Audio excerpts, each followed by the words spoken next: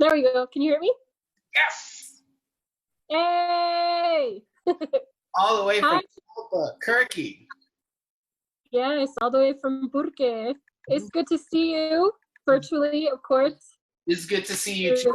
You have quite an extensive bio that you sent over, so I'm gonna clip. Yeah. You can, I mean, just do what you want with it. You don't have to read the whole thing. It's kind of just what I had on my computer. Your official bio, right? So, just for those of you who don't know Mercedes, she is a poet out of Albuquerque, New Mexico. She has been on multiple slam teams. She runs a youth organization down there. She works with the schools, and she also runs Slam Revolt. Basically, she is all over town and a very huge and active part of the Albuquerque literary and poetry community. So we're so excited to have her here in our San Antonio virtual meeting because I think we share a lot of similarities in terms of culture and people and the way we love and communicate with each other. So thank you so much for being here with us. Thank you guys for inviting me. I'm excited. Super excited. So Mercedes, the way we usually do this is we kick it off by letting you do like 3 to 5 poems, do a little feature set for us, and then we'll come back and have a conversation. Okay, sounds good. All right, well, let's see. So I guess I'll start with something that's, oh, is everyone frozen? Can you see me? Is everyone frozen? I don't know. Everybody took you. Cool. Oh, okay, sweet. I will start with something, I'll start with the love poem because this is a love poem that involves, I guess, kind of the love of going out on a Friday night. And I haven't done that since fucking the middle of March because we've been in quarantine. And so I kind of am missing the dive bars, our little local bars that we usually, you know, go to every Friday. And so, yeah, this is kind of an ode to that, but also a love poem combined. So it's called The Color Friday. And I guess the reason that I wrote it was my really good friend, Yolanda Wisher from Philadelphia. She used to be the poet laureate. She did this writing workshop in which you would pick out a color chip. When you pick out the color chip, you have to write about that color.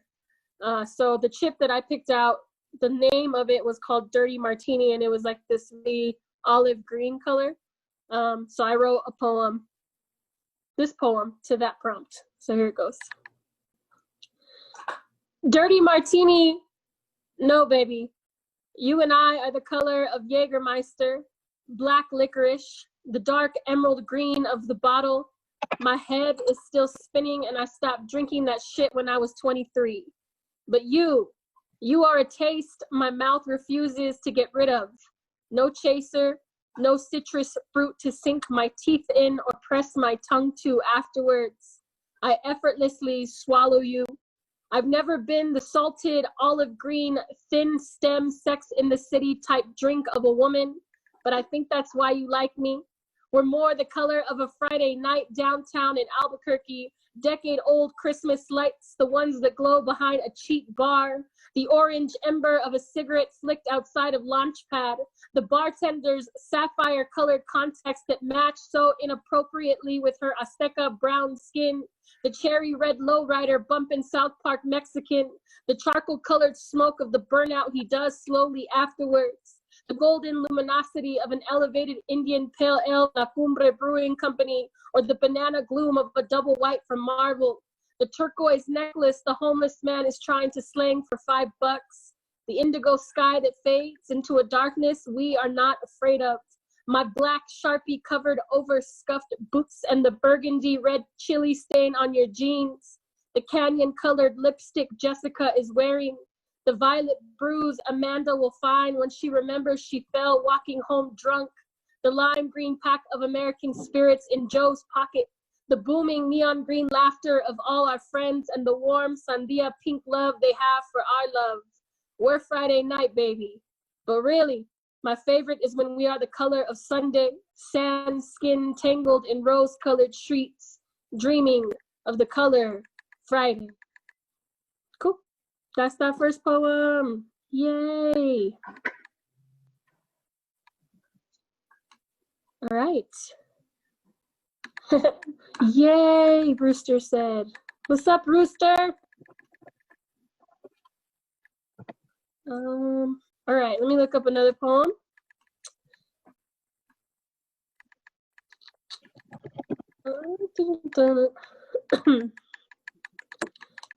I've been having to get used to like performing without the audience cues, and that's kind of challenging. But we will get through all this awkwardness slowly but surely. Cool. All right, I'll do this poem. I wrote it during quarantine. The prompt was, what does survival look like for you personally? And here was my answer. So, survival looks like arroz y frijoles, tortillas, and the guilt trip in my grandmother's voice when I ask her why she saves every scrap of food we leave on our plates. She says, you've never grown up poor. You have no idea what hunger really feels like. Is it weird that my Mexican grandmother tells me it's so American of you to throw away food? And then she points to the painting of the Last Supper hanging above my head and says, Jesús está mirando, which translates to Jesus is watching you. What she means though is Jesus is watching you be wasteful. Jesus is watching you be so American, so ungrateful for the beans that freeze just so you have something to eat when there is nothing left to buy in stores. When all of America has hoarded enough to never have to experience a Last Supper. I used to think my grandmother was a little obsessive and living in her childhood trauma of poverty and hunger. Now I see that she simply was being precautious because she's known, no matter how melting pot this country paints itself to be, when it's between a pandemic and her personhood, America will look at her and say she belongs in the fields picking the food we hoard in our refrigerators. She belongs in the grocery stores ringing up the toilet paper we buy in bulk. She belongs on the home front. Isn't that why she chose America to call home in the first place? So she can sacrifice herself to the rest of America and we can throw her a bone and say, maybe we accept you in this country after all. My grandmother knows Americans have no real perception of survival. She is here because struggling in this country is a cakewalk compared to what she survived back home. Survival looks like my grandmother's remedios and firm but nurturing care. There's been an article floating around social media saying natural remedies to fight COVID-19.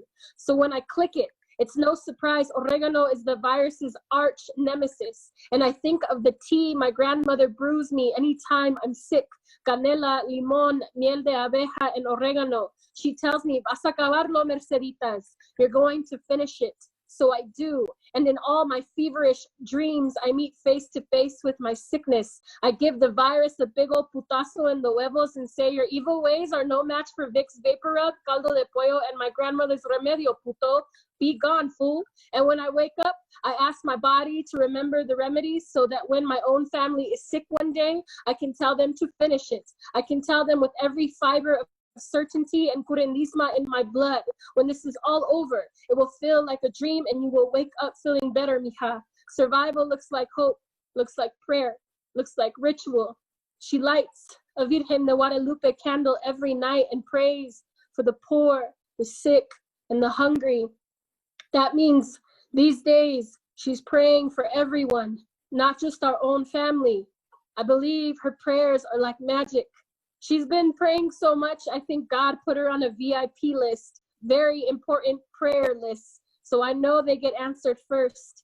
Oh, because I feel her prayers all around me. They are a shield and a beacon of light when my vision is covered in darkness. As I scramble through the aisles to find toilet paper and Lysol, but have no luck looking among the ghost town that are the shelves, I come across the aisle where candles are found. And just like Juan Diego, I am captured by her beauty and the rose-painted artwork stickered on the glass. I whisper, Don Ancin, I may not go home with what I came for, but I'm glad I found you instead.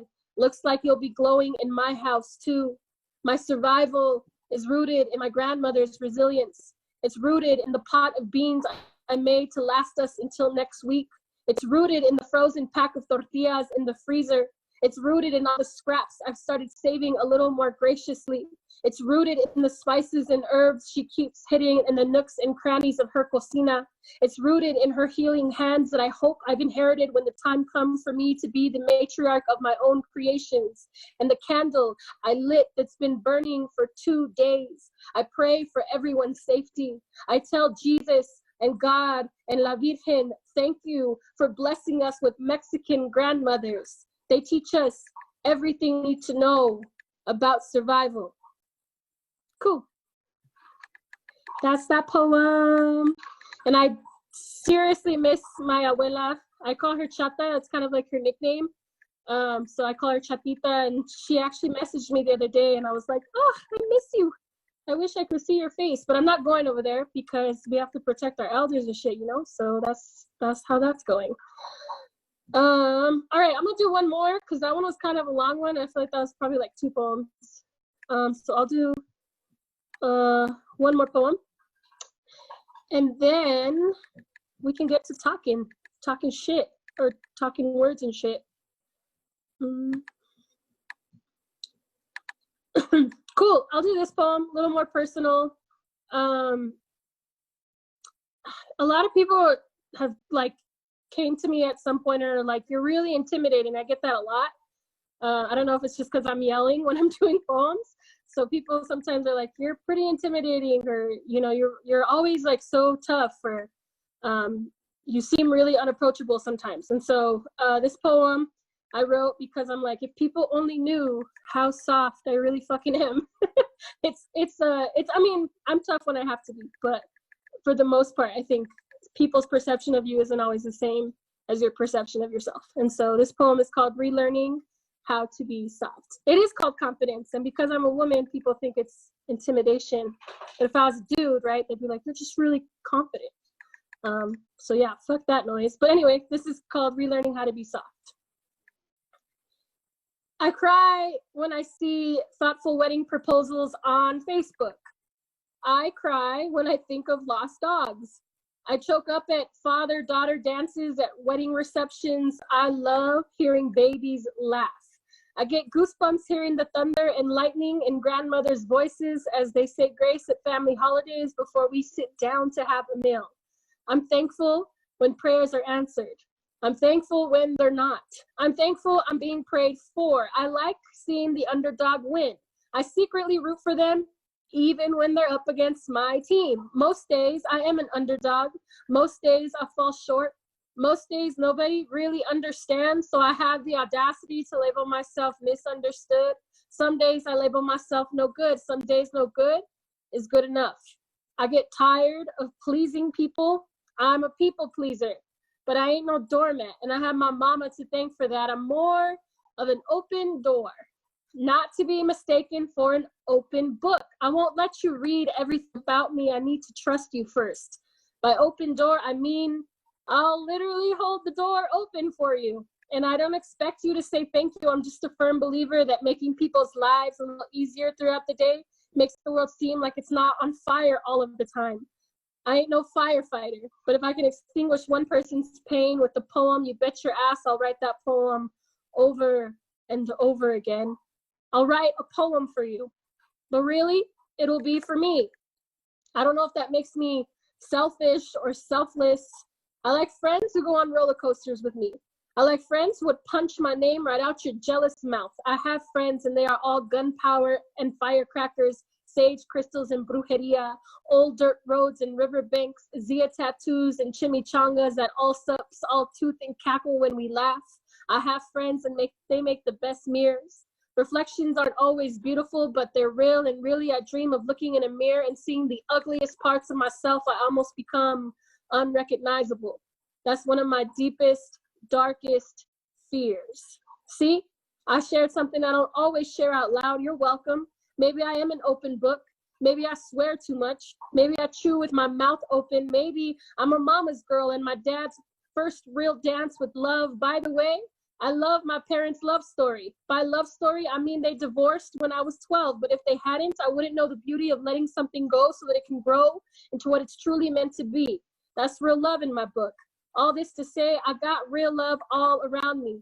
I'm not ashamed to be soft or broken or wounded, but I used to be, because often too many times girls like me get called weak if we aren't being tough every second of the day. I get tired of being chingona, but someone's got to do it, you know?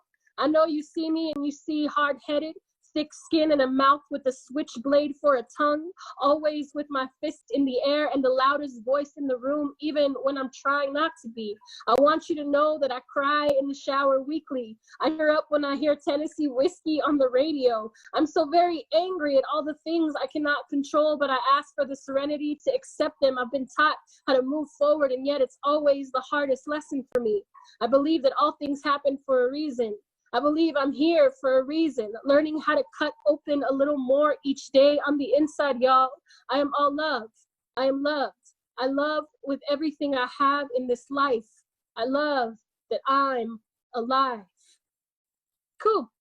Yay. Those are my poems. My dogs are going to be barking in the background. Sorry. Hey. It's okay. They're part of the family. We love them. Yeah. All right. Hey, we all made that. Thank you. That was quarantine fire. How you hear me? Quarantine fire. Yeah. I Hey, try. You said you use that y'all in your poetry, and I saw a tweet the other day and said, those of you who say y'all in your Twitter post, do you actually say that in conversation? I do. I don't mean to. I try not to, because people, they're like, y'all, are you from Texas? And I'm like, no, but it's just shorter than saying you all. Yeah, I don't exactly. No, I flipped off the hook of that tweet, just so you know, because I was like, yeah, I use it. That's why I feel like that. You know? I say it. It's very real, is what I'm saying. It's very, it comes from a deep point. Mm-hmm. I mean, I think that's something that's so distinct that I feel is so distinct to Southern writers, is we, in poetry, we write how we talk. You know, We do. It's not like we have a poet's voice and then like our regular voice. Like we just write with the words that we use in our everyday life. Facts. Yeah, straight up. Can you talk about some of your interesting choice of words, especially in that last poem? The cuss words that you use, which aren't the usual type of cuss words that we're used to hearing, like in poetry books. I mean, the Spanish one. The second the chingona. That's like the only cuss word I think I have in there. No, there was a putazo in there too. I love that. Oh, putazo was in the other one, yeah. Well, putazo is like a kick to the balls, as far as I've been taught. And I just couldn't think of any other good word for that. Like, what's the synonym for kicking the balls? Can you think of one? That's what you have to say. I don't know, right? So it's like a putazo, right? Like a boom, or a kick, like just like a. I could have used chingazo, I guess, but I feel like chingazo is overplayed a little bit, so I went with putazo. Like a sape is just not, like it's not strong enough, Yeah, it's like if I'm kicking a virus's ass in my dreams, I need something like strong, So I just felt like that was an appropriate word. Oh, it's totally appropriate. It's totally appropriate. It's your word. Man, that poem like drew at my like culture core that I was like, I need to go get some tequila, right? Ah! Okay. Oh my God, I'm jealous. My little nopalito shot glass. I haven't drank. Well, I'm lying. I drank on Monday, but I don't have any alcohol in my house, so I'm fucking jealous. I'm like, I need tequila. And I was drinking tequila on Monday, and it was delicious. Yeah, we can't live like that. I want to address something that you mentioned in between your poems, was this idea of like performing during quarantine and the adjustment that you've had to make to that. Like, what kind of events have you been participating in? How have you been active in your poetry performance, and like, how have you had to adjust?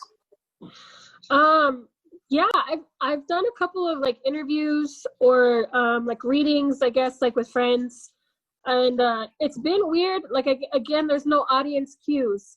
I think a big part of poetry or spoken word, especially like slam poetry, is like the audience is key in how your performance comes out, I think. you know, the energy in the room is what drives you a lot of the time. And so it's hard to like gather energy from a screen, especially when you can see yourself in this corner right here. And you're like, holy shit, do I look so awkward doing poetry? Or like, you know, all your little self-conscious thoughts come to play. And you're like, well, geez, like this is such a weird, because usually you just get up on the mic and you do it and you're like, fuck it. However it comes out is however it comes out, and the audience will drive me in some ways, or the energy won't, and it is what it is, right? But with a screen, you're even like more left out. I feel like just kind of swimming, treading water, because you're like, where are the cues? You know, do people like that line? And then it's hard reading and then looking at the comments that people are chatting at the same time. So you're like, you know, you have no idea how it's going to turn out either. Yeah, it's been weird.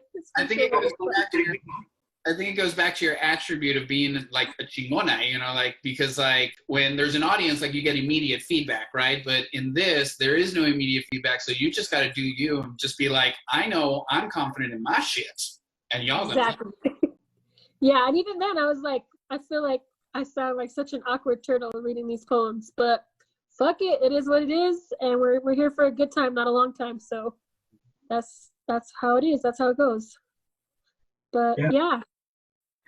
Hey, so what's new in your poetry life aside from being in quarantine? I applied to be the poet laureate of Albuquerque. So yeah. When did they figure that out? I don't know. They said they would announce the winner in like the end of June because of quarantine. It got pushed back. We were supposed to know like the beginning of May. So we'll see what happens. There's a lot of other really good applicants. A lot of really dope people applied. So we'll see what happens. Thank you, Sandra. You deserve it, she said. Cool. Thank you. I want to dive into that a little bit, just to pick your brain and get to know how you function and what's going on in here. So if you were to be poet laureate, what are some of the things that you would enact, or how would you go through your role? So the whole pitch of my application was that I would be a poet laureate that really embraces the youth voice of Albuquerque, being that I work at a youth center already. So kind of just like already using the resources that I have control of or that I have access to, and highlighting a lot of like the young voice in Albuquerque that's actually really fucking brilliant and beautiful and like really relevant right now. And so yeah, we're specifically working with young men of color in this grant that we got. And so one of the goals as poet laureate for me would be to do a retreat for all these young boys of color in the mountains and go like camping, because I feel like that's some masculine shit, right? Or like it's always stereotyped as like super masculine, let's go camping and shit. But then I would like totally make their asses write beautiful wilderness poems, which I'd be like, no, you're gonna tap into like your feminine, like gentle side too, and you're gonna like look at nature and like just be in awe of it and write to it. And then we'll just like eat s'mores and go fishing in the lake and I don't know, do the camping thing. So I want to take like a shit ton of kids, like at least 20 to 30 young men, and then also, you know, some of the youth that have always gone, including like, you know, the B&V kids from last year, and then some of the trans and queer youth that we work with throughout the year anyway. And so kind of just like bringing everyone together, doing like a community camping trip, using it to like write some dope poetry, and then publishing that poetry probably after the summer has ended. And so that's like that was one of my projects that I proposed in my application. And yeah, because I love camping. Like I go at least 4 times in the summer. And so I was like, it would be just dope to write up here and like be together around a fire and like share poetry. Like ciphers around a fire are the sickest, I feel like. So especially after this like time of quarantine where we're told not to go outside, you know, like how desperate would somebody be to like have that connection with nature? It sounds right. Exactly. It really sounds like what you want to do is what you've already been doing and just elevating it to another level, because you work a lot with the youth already, right? I do. I am youth program director or co-program director at Warehouse 508, which is a youth arts and entertainment center. And then I also co-founded Revolt, and a big part of our mission is to be intergenerational and offer spaces that are safe for youth at all of our venues. Because, you know, most of the time poetry slams are in bars and breweries and stuff. And so sometimes youth don't have access to those spaces, but it's really important in Albuquerque, especially because there's a lot of, all the factors that affect young people, right? There's gang violence, street violence, drugs, poverty, you know, low on the education poll as far as like nationally. And so our young people need things to do, right? They need to stay out of trouble. And so offering them spaces where they can be creative is a part of that process, right? It's allowing them to find platforms or accessibility to other doors. And so, yeah. When you were doing that, what was your strategy for getting them in the door? Because I know that we have events or we want to attract youth, and one of the big problems out there is like, well, how do you get them there? What was that message? So how we operate or how we work a little bit is we found it was extremely difficult to get them in the door and coming to our community center to write poetry, right? Because it's like, you know, we can sit there for 2 hours on Saturday and wait for a kid to pop in, like, oh yeah, I'm so ready to write poetry on a Saturday in a classroom setting that I do all week. And that is flopped like time and time again. And it's just like, these kids are like, they don't want to be in a classroom setting on the weekend or during after school, right? Because they're already in that setting all day long. And so we found it valuable to go, instead of have them come to us, we go to them. And so we wrote a grant that would allow us to pay a couple of different poets in our community to do workshops in the classroom. And then we found teachers who were willing to work with us and let us come in during like their creative writing hour, their English hour, or a poetry club hour, like an extracurricular hour. And so we started kind of just like spreading out and talking to teachers that were really willing to have us there. And it started off small. It was just me volunteering every Friday at Albuquerque High School at the lunch hour for poetry. And then that grew once we wrote the grant. So now instead of working with one school over 3 years, over time we've started to now work with 10 schools, 10 to 15 schools, depending on what semester we're entering. And so that's also been affected by quarantine in this weird way, because the teachers are so used to us being in their classrooms on certain days that I've had to do a couple of Zoom sessions too with kids.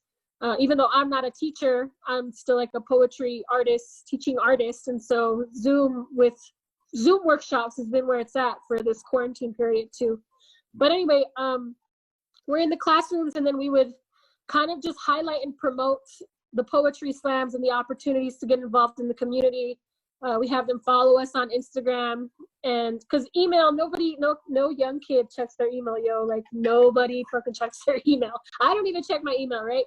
And it's like, these kids love Instagram, they love Twitter. I hate Twitter, so I had someone else create the Twitter account, but I do the Instagram. So I'm like, I'm just gonna post on Instagram and have all these fools follow it, and hopefully get some young people to come. And that's been pretty successful so far. Like, we do the stats for who slams throughout the year, and the majority, if at least 50%, if not more, are young people, are youth. And so it's pretty dope to have just like an intergenerational group of folks. I think the oldest person that participates is like 60 years old, and the youngest is 11. And so having that like wide range of generations, I think is super cool and dope and interesting. I gotta say, that strategy of like going into the classroom to do these poetry workshops versus like having after school things or weekend things, like, is so ingenious and obviously like so right, for what you're trying to accomplish. I know when, I toured through Albuquerque, you invited me to come and do some of these workshops, and I got to tell you, like, the kids that you have there, like, are so talented, and it shows that the work that you've already done has impacted them so much. Because like I walked away from those sessions just being like, now I'm inspired to write. I'm supposed to inspire you, but nah, the youth in Albuquerque are brilliant. So props to you. Thank you. Oh, Chibby, they loved you, dude. They like talked about you for weeks afterwards. They're like, when is Chibby coming again? I'm like, when he tours again. They're like, you should have him come again. I was like, it doesn't work that way, but when he does, when he comes back to Burke, I will definitely like let y'all know. So but that kind of leads me to another question is, has working with the youth changed your own poetry? Oh yeah. One, because I see the younger version of myself in their writing a lot. And I'm like, wow, that kid has like total potential to really grow and like change this line and do this. And then I'm like, I should probably take my own fucking advice and like write the poem that I'm wanting them to write. And so it keeps me sharp. It keeps me on my toes.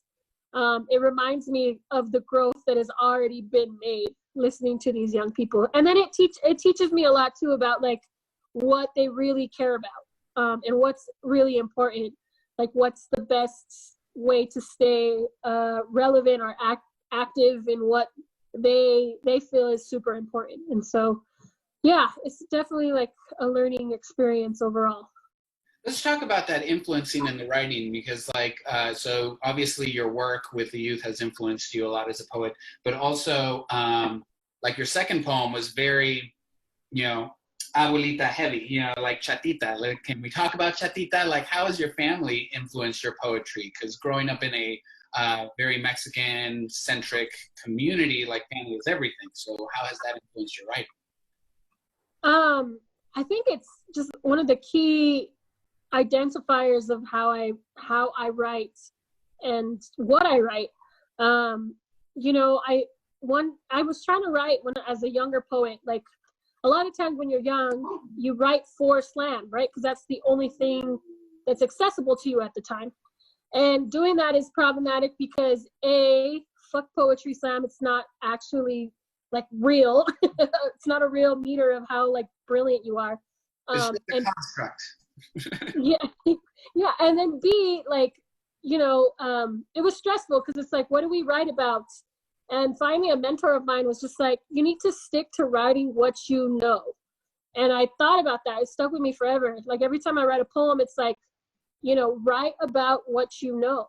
And what I know the best, especially like you said, growing up in this very Chicano community, is that like family is super big. It's important. It's like one of our number one moral or value, or we cling tight to each other. And so, yeah, I started reflecting on growing up as a Chicana in Albuquerque, what that means now as an adult. And the writing just kind of comes naturally when you do that, when you reflect on like how far you've come, who you are, where you come from. And so, yeah, my family has inspired so much of my poetry. It's ridiculous. And my Chatita especially, because my mom was really young when she had me. And while my mom was out there like working 2 jobs and getting her, diploma and getting her degree, and trying to like hustle a really good job, I was babysitted by my Chata. And so my Chata and my papa, my grandparents, they're the ones who taught me how to speak Spanish. They're the ones who fed me arroz and frijoles every day. They're the ones that like would build some rascuache ass swing set out of wood and junk and like go play. And like, it's like those memories that really make me who I am. And I'm like, yo, that's so dope that I can reflect on that. Cause I don't feel like some people have that, right? But some people don't. And so I take it, I don't take it for granted ever. I think about them every day. And then a lot of the times I think she taught me how to be kind of the spiritual person that I am too, and how to be thankful and grateful for what we have, even if it's not much, right? But I'm so blessed. I have so much to be thankful for. And I know that she is a big part in teaching me how to be thankful, how to really like connect spiritually with the things that you believe in, right? And so, yeah, I love I love my grandparents.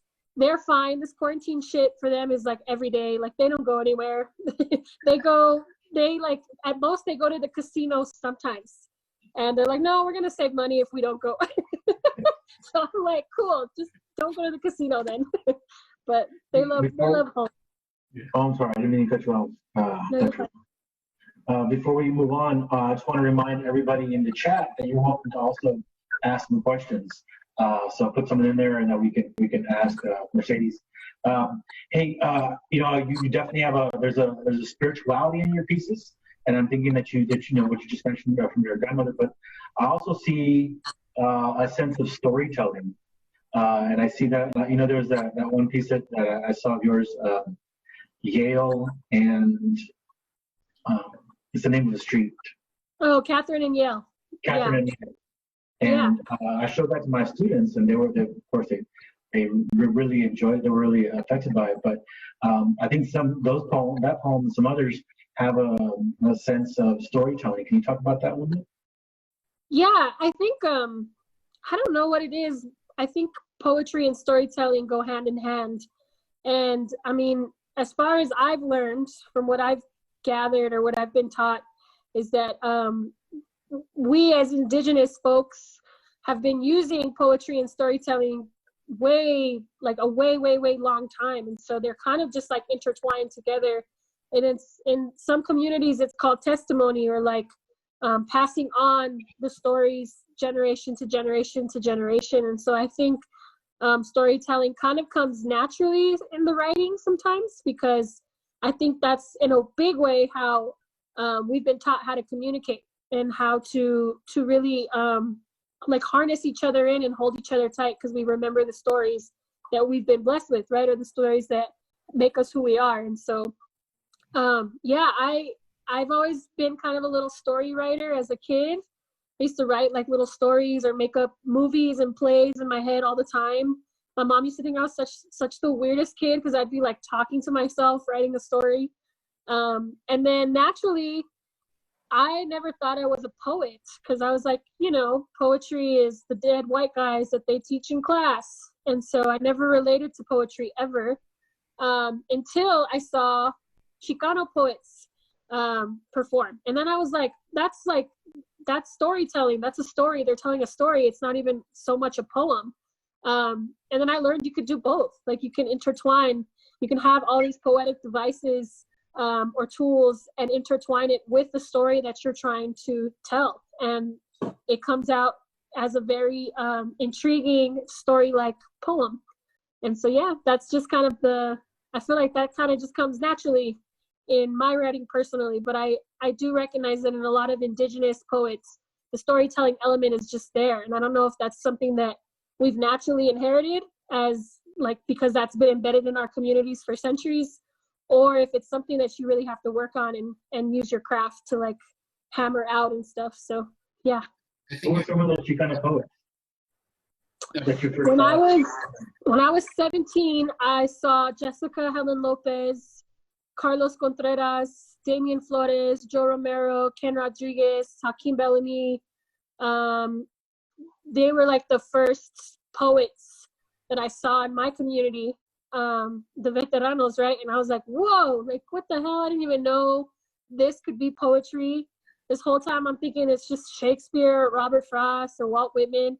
And no, they just like kicked my ass with poetry. Like I was in the audience, like just so excited, because I was like, this is what I want to do too. Like this is exactly what I've been doing my whole life. I just never had a word for it or like a name to call it other than storytelling or creating stories, right? And so they were like, now they're all my really good homies, and I love them all to death, and we've had some really good memories together. But before, I was so starstruck. I was like, damn, like these poets are putting in work.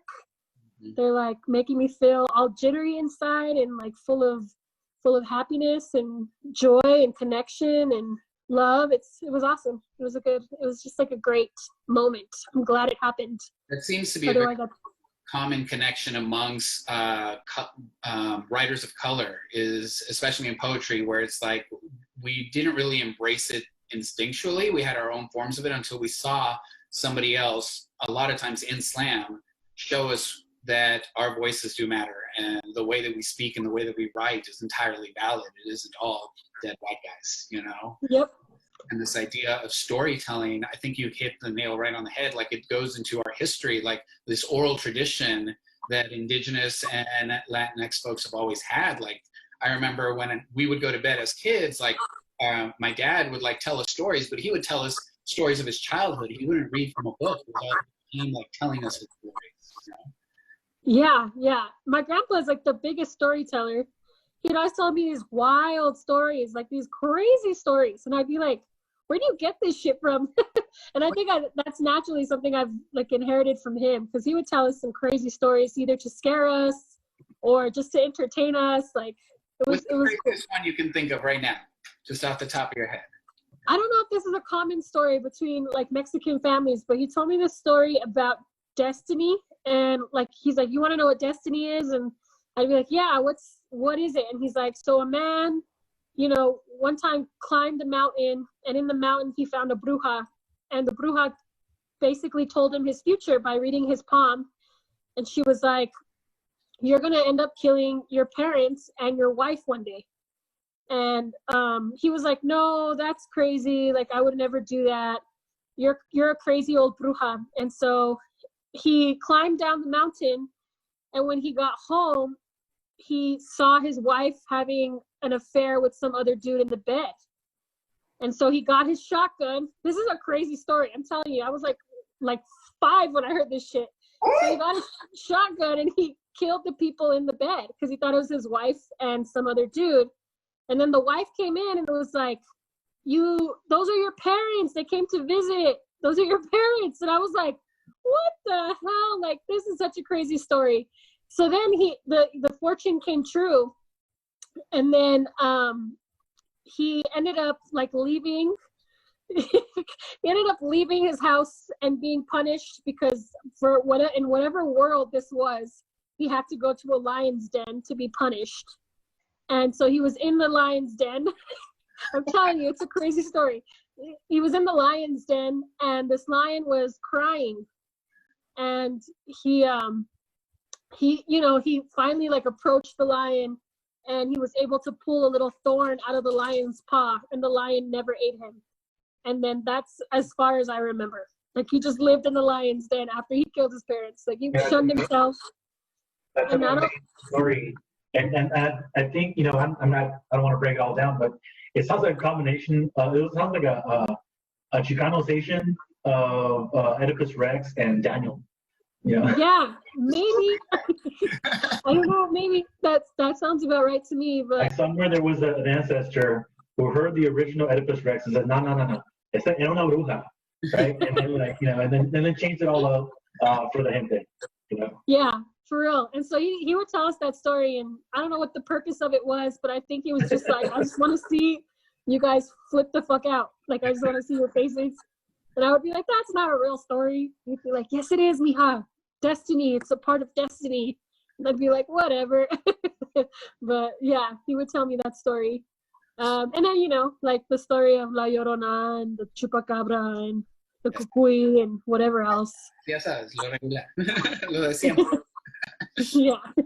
So let's talk a little bit about the avenues that we have to tell our stories. A couple years ago, I want to say, it's been like 2 years, right? You started Revolt. I think a few years ago was you guys' first time at nationals, 2 or 3. I mean, the time is a construct. So tell us a little bit about Burke Revolt. What is it? Why was it started? What's happening? That's a story. So basically, while Albuquerque's always had a really vibrant poetry community, since, you know, Poetry Slam started in the 80s, we've gone to like all the national events, and we've sent teams, and those teams have done fairly well, and yada yada yada. But I was, you know, I grew up in that scene, so I take pride in being that I'm like, yo, I'm a poet from Burke, like till the day I die, for sure. But a lot of us in the community were really noticing that some of the spaces weren't accessible for everybody. And that becomes a problem when that's the status quo for like 20 plus years, right? So we were like, yo, it's dope that our scene is dope and that, you know, we are nationally like recognized or whatever. But how cool would it be if like all these other folks in the community got in on this too? And so the goal was to create, again, spaces for youth, right, to access, you know, maybe not just the youth slam, but maybe the other slams too. So finding venues that were going to allow young people to be in the venue past a certain time without, you know, worrying if they're 21 or not was pretty huge. So that was one of our goals, right, to keep venues youth friendly and accessible.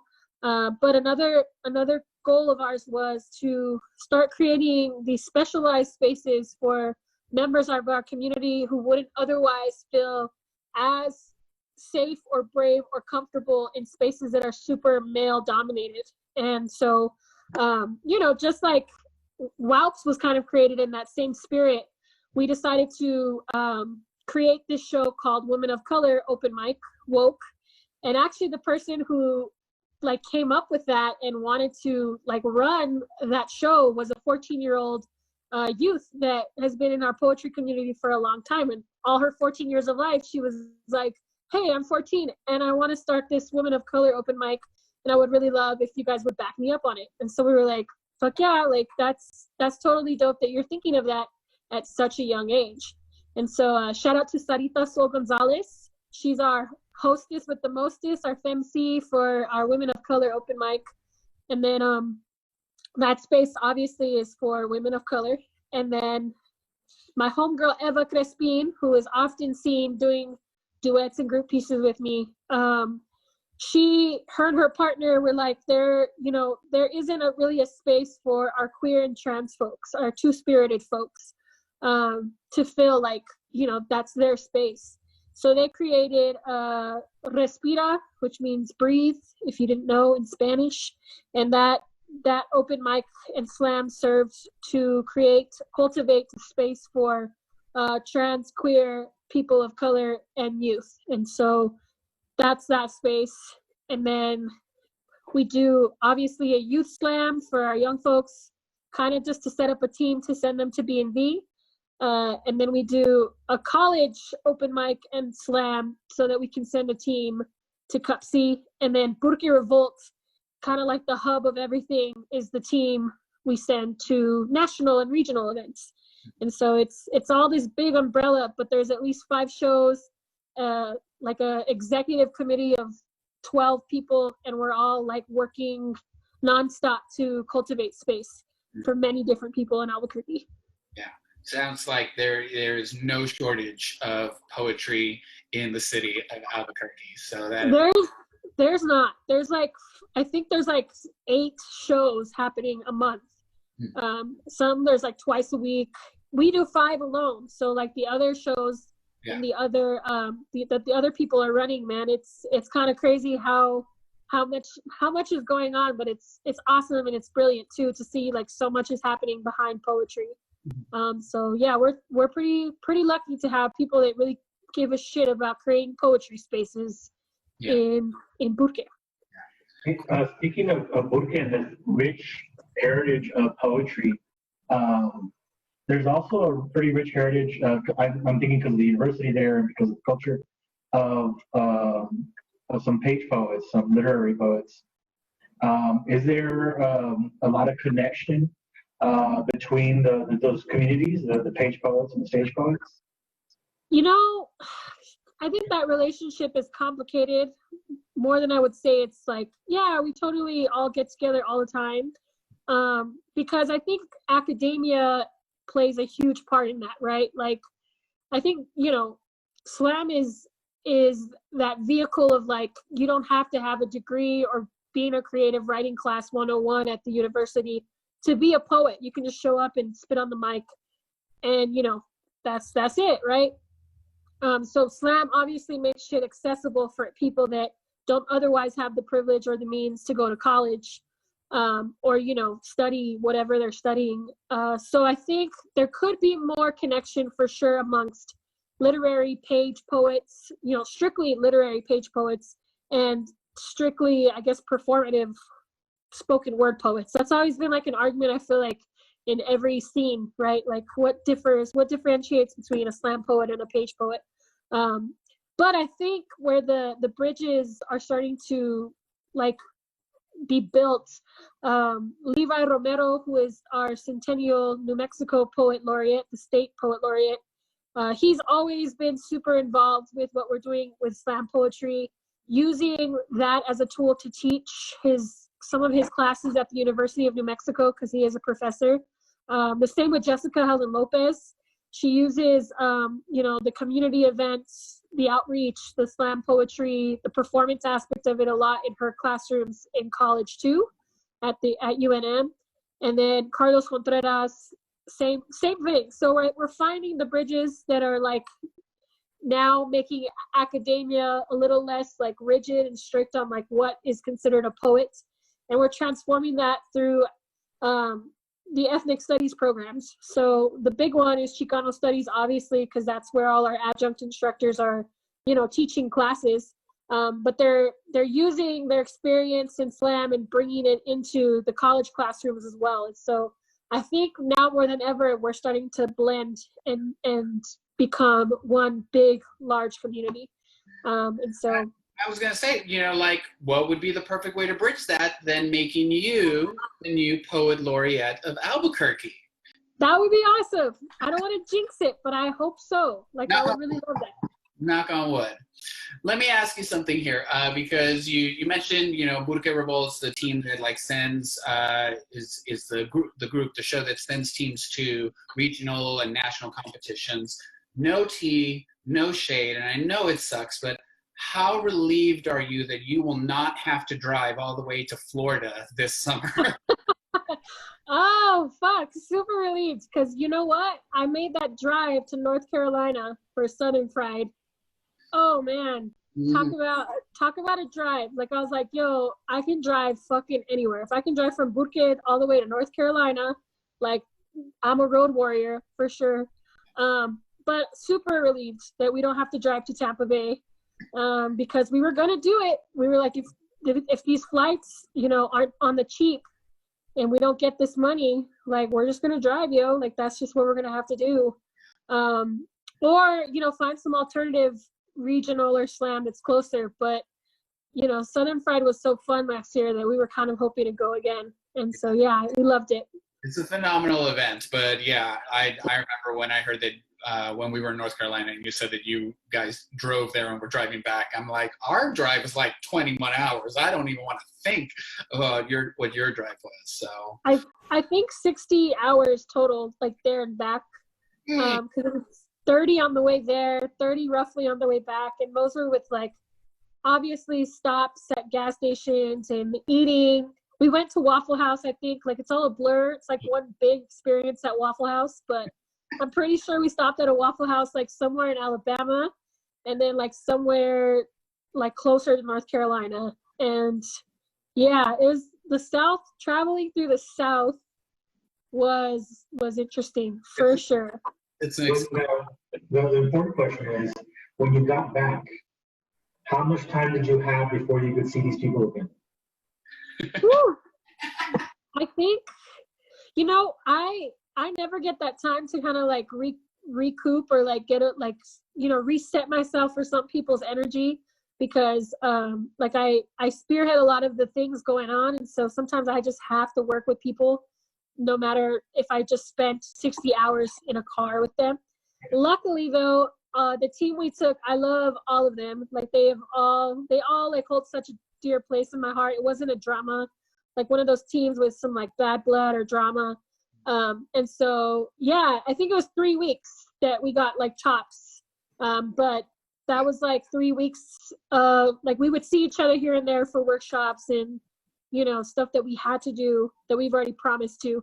But yeah, I didn't get a lot of time to not see them. I had to kind of see them right away. I was in y'all gave me a ride back to the hotel once, and it was your whole team, and y'all were you had such chemistry with each other, you finished each other's sentences, and you actually I think you dropped a joke and everybody else knew the punchline anyway, and we all laughed no matter what, Yeah. It was so magical. It was so magical.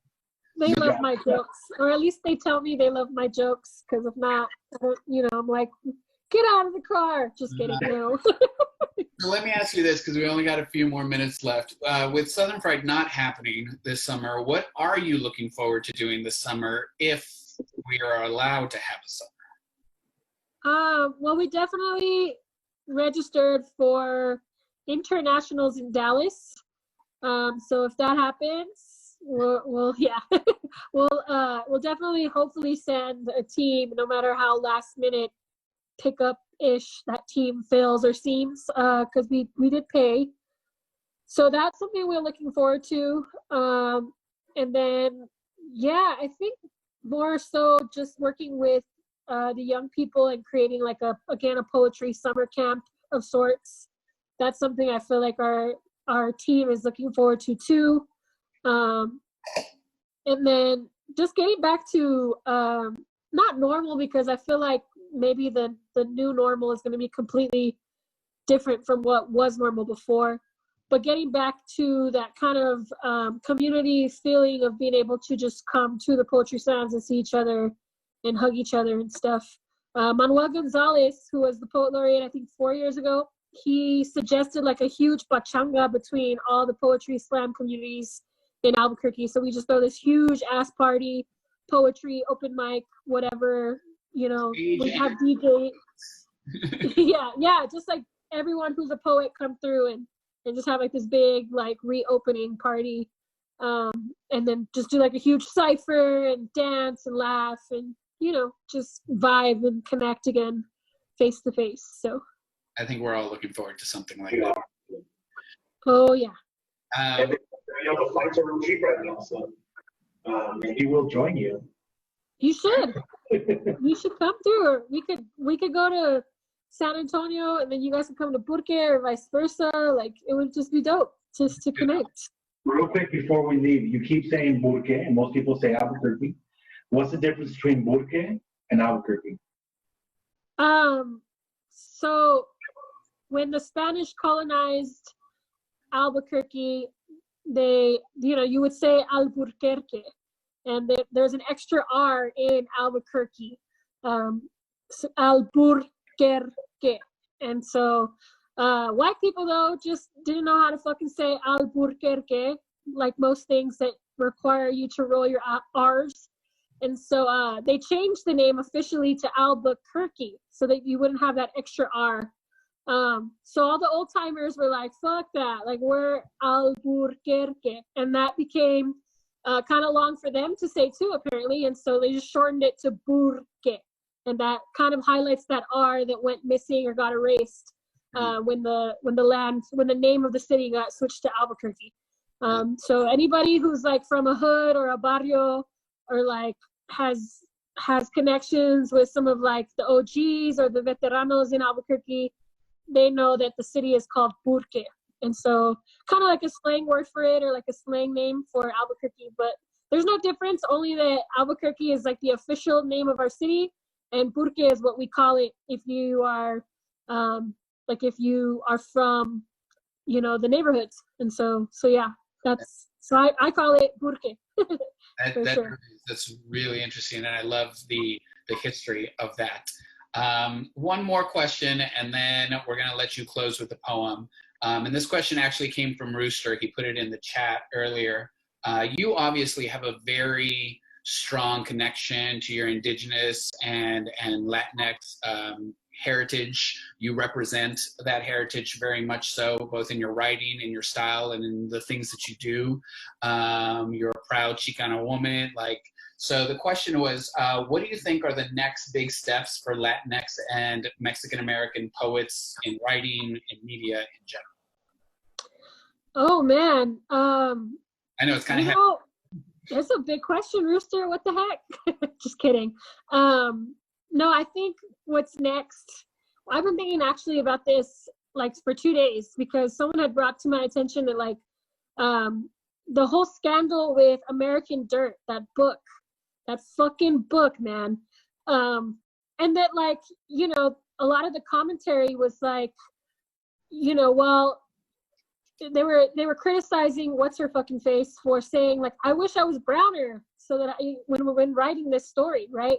And then a lot of people were commenting shit like, well, if, she wasn't going to write it, brown people weren't, right? And just like this negative shit of like, where are the Latinx writers and why haven't we published something like this? And the answer is like, we fucking have, like like, what do you mean? We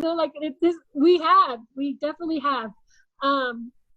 So my dream or vision, or like, I guess, collective manifestation is finding more presses, or, like publishing presses that go big, that go like really big, so that it's not just white people publishing our shit, or white people publishing white people shit pretending to be our shit. So definitely, like, hopefully, I feel like as writers, maybe we can like link up, bring our resources together, and create just like a dope press that only maybe publishes the work of like indigenous Latinx, Afro Latinx folks, right? And like highlights that and those stories by actual people who fucking write the shit that they actually go through. And so, yeah, I would love to see that happen. I would love to manifest that into the universe, and like hopefully people like come together to do that, so that we don't have any more scandalous shit like that happen. And then, like, we don't have to deal with people like stealing the stories we've always claimed as our own and stuff. So that's kind of like, I guess, where my answer for that question. And then also just opening the door for younger writers. I think another part of that equation with that book, and I think me and Eddie actually were on the same thread talking about this shit when it popped off. But there was a huge deal with Sandra Cisneros endorsing that shit, or like, be abiding by that. And I was like, yo, like, Sandra was like the first Chicana woman I read in, my college classes. I had to analyze and read her poetry and like, connect to that. And so, and then a big part of that was like, is she selling out by endorsing that book? Is she not opening the door for others? There was all this like chisme going on about it. So my thing would be like, I wish the conversation would be about, instead of her endorsing this shitty book, it would be about like, yo, can I open the door for other young actual Latinx writers? Can I endorse those kinds of things? And I'm not just saying just her, I'm just saying like in general, these bigger names. I think as we grow, or as we become more advanced in our writing and our craft, as we become more noticed, it is like a responsibility to open the door for that next young cat coming through. Like, yo, like, this person is really dope. Like, let's bring them on board. Let's show them the ropes. And like, if I had $1 for every time like a poet or a veterano did that for me, man, like, I wouldn't be exactly super rich, but like, I would have more than at least $20. Like, you know what I mean? But that's a lot of opportunity from people simply just passing on that torch or opening that door for me. And like, I don't think I'd be the poet I am today unless those people stepped in as mentors in different capacities. And so I think mentorship, in being able to pass down opportunities, mentor young people in those opportunities, and then have them do the same thing generation to generation, that becomes like a way bigger impact, I think, for Latinx, indigenous, Chicano, Afro-Latino folks. Yeah. For sure. Fantastic answer. And you're exactly right.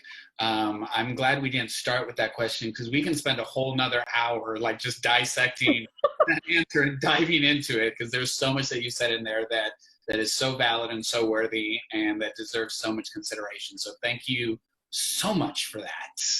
Yeah. This has been a fantastic conversation. I speak for myself, and I think for Eddie too. Yeah, no, I've thoroughly enjoyed this, and looking forward to seeing more of your work in the future. Maybe even like in that book form, so we can distribute that to more people. Yeah, for sure. Because the kids need to see that there are words out there by people that look like them and sound like them. For sure. Thank you, Eddie. I do have 2 books published already. Just a quick plug. if you're so inclined to purchase my work, you can go on to Amazon. I know it's not the favorable place to get shit from right now, or where, like, in general, but my publisher does sell my work on Amazon. You can definitely cop a copy of either one of my publications.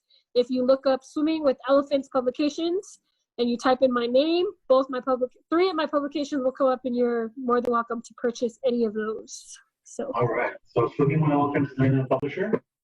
Yep. And and the names of your books? My first publication was called My Blood is Beautiful. And then my second publication is I Bloomed a Resistance from My Mouth. I know, it's a long title. People told me to do short titles. So the Chibbi wouldn't have to type all that. No.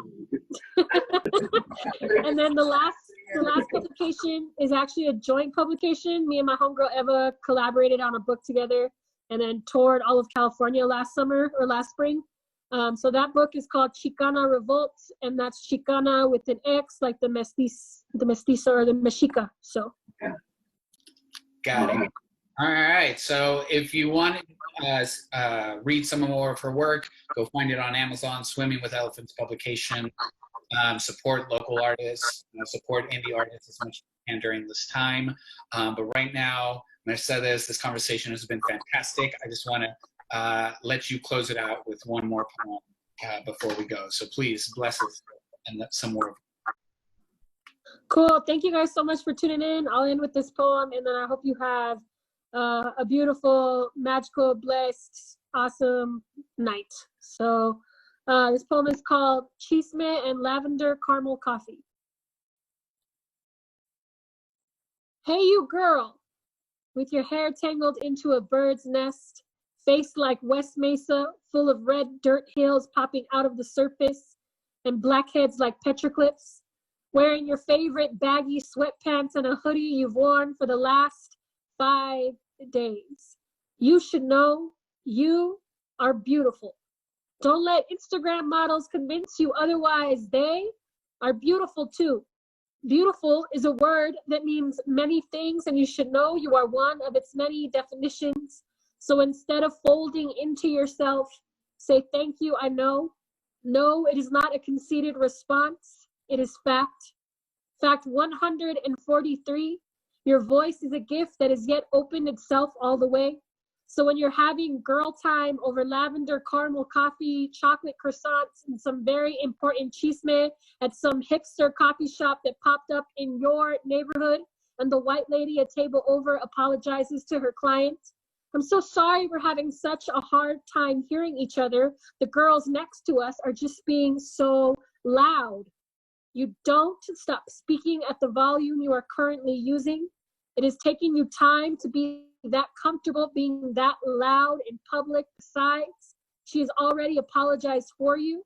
And who the hell is she to demand a quiet workspace in your presence when she probably has an office somewhere in the gentrified trenches of your city that you would never dream or care to step foot in?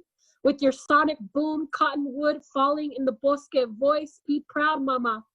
The women in your family have swallowed their voice boxes countless of times, just so you can chismear at the loudest of levels. Cool. Yay! Yay! I love you guys. Thank you so much for having me. I miss your faces, and I hope to see you very soon. Absolutely. Thank you so much. This has been a fantastic conversation. I know we went a little bit over time, people. I'm sorry. Thank you for sticking with us. We love your work. We love this conversation that we had. Thank you, Eddie, for helping us drive the conversation along. Thank you for everyone that joined us this week. As always, we are here every week at 7:30 for a conversation with another writer. Next week, we have National Slam champion Eddie V joining us. That's going to be a fire conversation and some firework. So we'll be posting that later. Other things that we have going on, also a writers group on Sundays, 2 o'clock on Zoom. You can join us for a writers group. And of course, our weekly open mic every Monday at 8:30, the Poetry Spot. you can absolutely join us for that. And that's your chance to share some of your work. I think I've covered everything. Oh, last thing right here. If you liked this show, if you like what we're doing, if you love Mercedes, you can donate to Write Art Out SA. This is our Cash App. Anything that you send this week, we'll send directly to Mercedes as a thank you for joining us this week. So Write Art Out SA on Cash App. Mercedes will get that tip. So yeah, that's that. I think I covered it all. I think we're good. Eddie, are we good? I think we're good. I think we're good. Thanks again, Mercedes. As always, thank you for everything that you give to us and to the poetry community. And we look forward to seeing you again sometime. Ooh, good question. Or do you have a Cash App, Mercedes, where people can just send it to you directly? You can Venmo me at Mercedes-Holtry. That's Mercedes with a Z at the end. So MERCEDEZ -HOLTRY. So you can Venmo me. I'm putting it in the group chat right now. Boom. I got it. Perfect.